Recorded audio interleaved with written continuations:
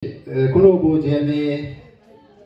bojemi akka kool kaasee wangeela koo dhugaa addunyaaf lallabee kan jedhu wangeelli har'a biyya lafaatti lallabameera garuu hin dhageenye. Iddoo baay'eetti lallabame iddoo baay'eetti dubbatame namni hin dhageenye. Kanaafi abbaan faarfannaa kun immoo waan jedhee ibsatu beeka jechuudha.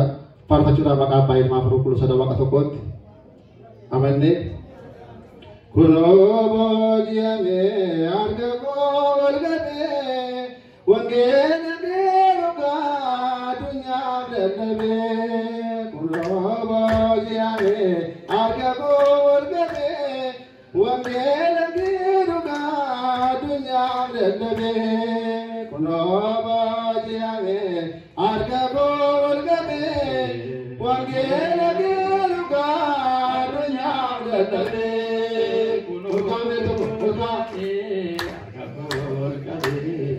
Wangeela dhugaa addunyaaf lallabee eenyummaa koo kalaa baadhee ennaa deemoo eenyummaa deegee sagalee kee namna barsiisee ija cubbuu efa nyaamsitee kunoo bojemi.